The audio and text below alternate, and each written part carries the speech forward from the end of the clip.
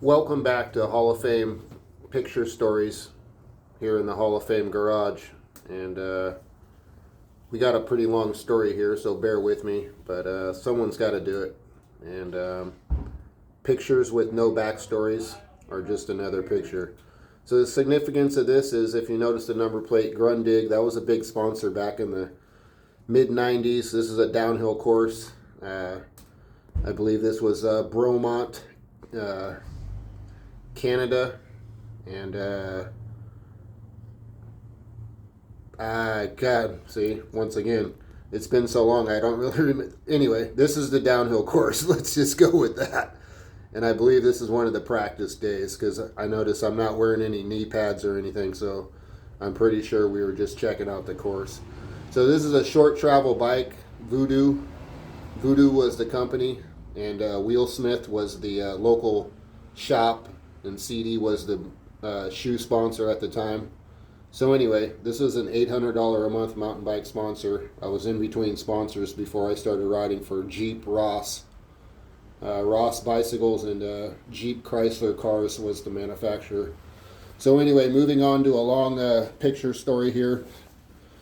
We're going to bear down, and we're just going to start off with some basic stuff. So anyway, this is finishing up cyclocross, so we're just going to cross over because I found these two. So anyway, this is cyclocross race, running and riding, now called gravel road racing. And we'll just keep on going. Gravel road racing again, bunny hopping. You know, nothing like a BMXer on a gravel road bike. When most people are getting off, you know, and running, you know, here I am bunny hopping it. So going from there, a little better picture of the bike I was using. So once again, I was sponsored by Ritchie. I was on their national team, so local national pro team. I wasn't good enough to be a UCI rider, you know, at 182 pounds or whatever the heck I was weighing. Needed to be about 165.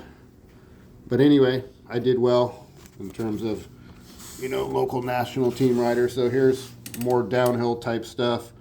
So this is the downhill at North Star. I was riding for Calabasas Cyclery here in San Jose, California, and representing a bike manufacturer called SETI, SETTE, SET. And they were around for a little while. So the guy who runs Yoshimura, Eric Bartolis, Big E, he was the head of the company. He was the marketing director or manager for the team. So he set me up with two bikes. So I had a slalom bike, short travel slalom bike, 5.5 inches of travel on the slalom bike, and then the downhill bike with 8.5. So long story of the short on that.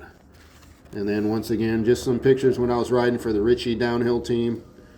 The Ritchie downhill bike just had Ritchie components, and we used a frame called Turner bikes. So anyway, more pictures from the Voodoo downhill course somewhere in Quebec, Canada. And this was a picture from Mammoth. This was the can you believe it? This was one of the early day downhill bikes. So this was a Turner, one of the original Ritchies. So as you can see, you know, barely any travel up front and rear shock. So this was the beginning of the whole full suspension thing. And anything was better than nothing back then.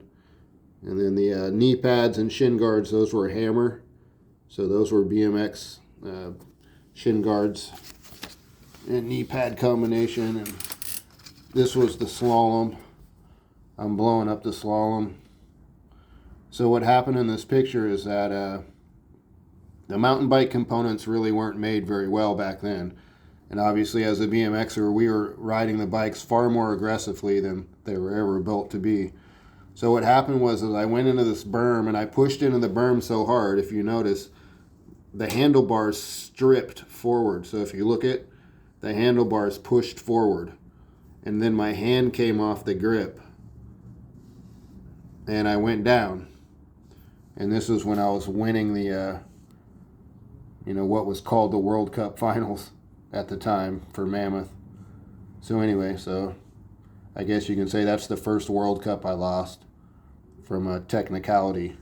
So once again, came into the corner, carved it so hard, look at the dirt, brop, and then the handlebars stripped forward. My hand came off the grip. So anyway, that's racing, I guess. So significance of this picture, this is the Philippines.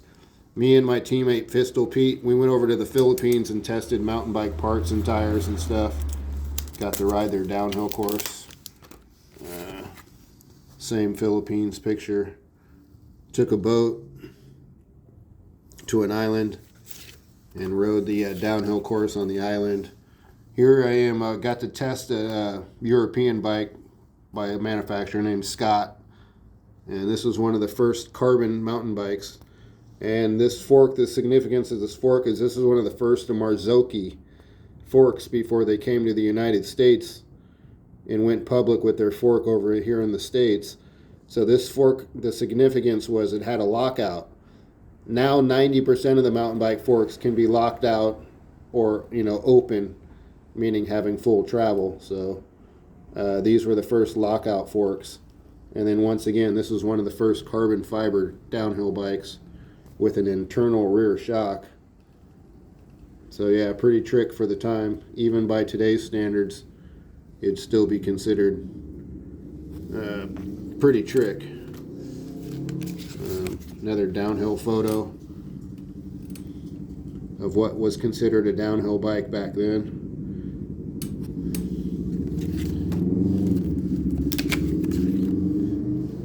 Training photo. This was the slalom bike I was given from Yoshimura or Eric Bartolis, aka Big E. And so all I did for slalom was just basically put the seat all the way down.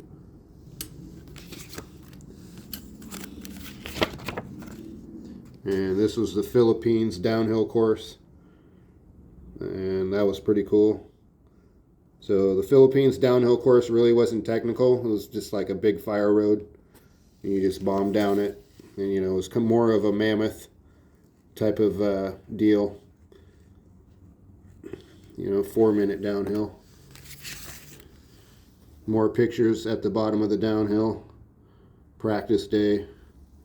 Pistol Pete with his full uniform on. Riding for a company, Chumbawamba.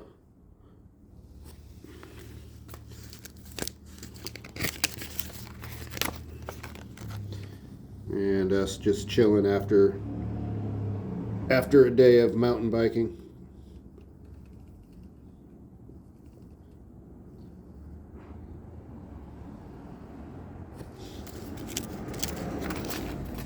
This is Sea Otter back in the day, so it's myself on the inside, MR.T right here, and Mikey King riding for GT.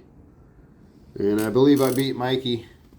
It's one of the few times I beat him in a local slalom, that had, a lot of meaning. Most people know that Sea Otter is the biggest tournament of the year for mountain biking, and to have eliminated a guy like Mike King, who's generally in the finals, was a big story for the time. So here I am once again representing the bike SETTE, SETTE, and I was riding for Fox, Calabasas Cyclery. Another downhill picture from Richie. So great uniforms Richie had back then. And then the old classic lower stretch the lower back.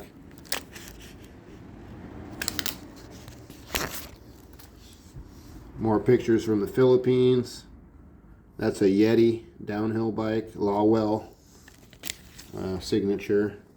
Once again, me again, just basically, I don't know what I'm doing, probably just tuning up the downhill bike, probably before a local ride.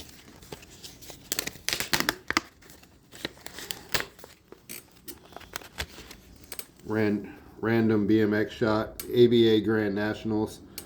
I won Pro Cruiser that year, and the significance behind the picture is that I pulled myself off the mountain bike tour just to race the Grand Nationals. and I ended up winning, passing Kevin Hall right here on the inside.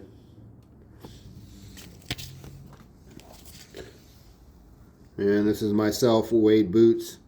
Wade Boots was the Australian slalom champion for mountain biking, and he also was the ABA or USA BMX national champion, I think, for the year 1999. So we all moved over to mountain biking, which most did at the time, and he ended up picking up a sponsor from Trek Volkswagen, and you know that was big money. So he was probably making $100,000 a year, right, doing that, and just some random pics of me mountain biking. That's that Voodoo bike. And then another downhill picture in action, you know, whatever, you know, basically trying to go for the win. Probably ended up like 13th, because I remember that front suspension fork I had, which was called a Scott fork, was bottoming out on the trail, and that's just how it was. It was early day mountain biking, and it was really tough having the right equipment.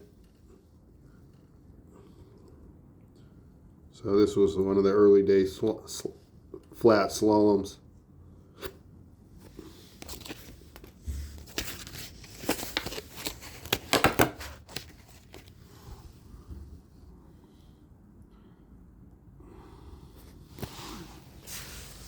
And this was another slalom bike. Notice how the front fork was scrunched down. You didn't need much travel. You just needed enough to take the edge off the front tire.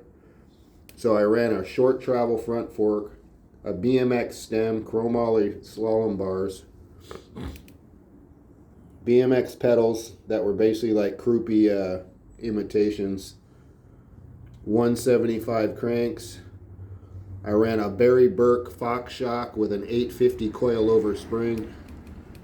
And notice how the chain slacked up. So what we did back then is you slack the chain up, meaning you cut the chain short, and see how it pulls the derailleur up. So it kept the chain tight, kept it from slapping, and it kept the chain from coming off, or what they call derailing. So, cool picture.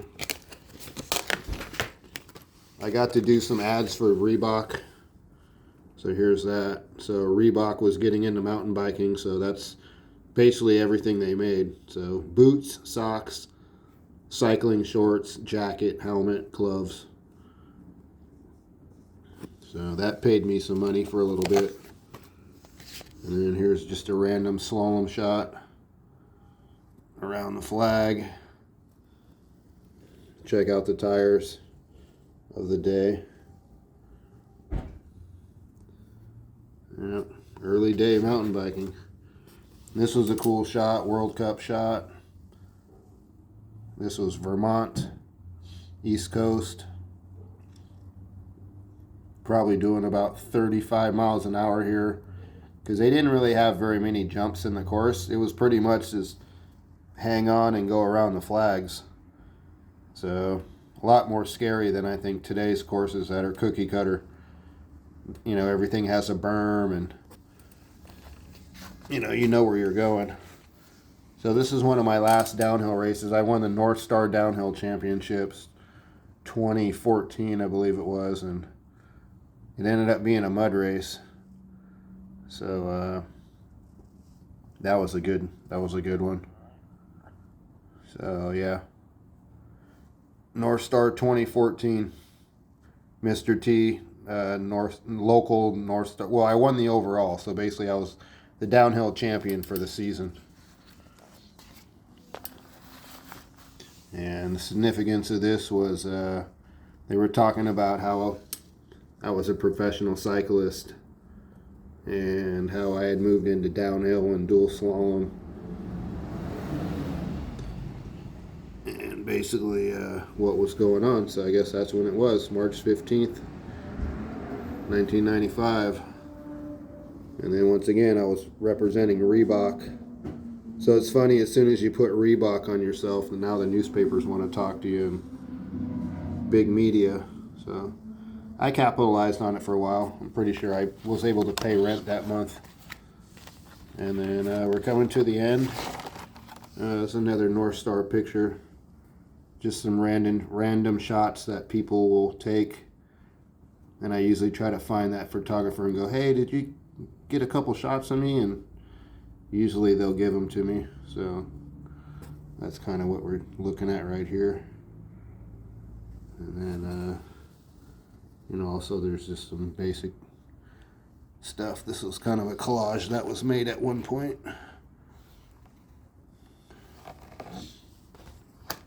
And then last picture of the day. Thanks for being patient. So this is a sea otter event once again. I believe I finished second place, and the winner was Sean Palmer for Specialized Mountain Dew soda. He was making $240,000 a year, and he defeated the guy that's making $73,000 a year. So anyway, that's how it works. And it was a good race, good tournament, and the course has definitely changed, and they'll be out there this year. I believe it's April 18th to the 22nd or something like that of this year, 2025. But we were the champions of the past. Mr. T, Terry Tennant, and Olympian Sean Palmer. And thanks for chiming in, and that's all we have for mountain bike stories.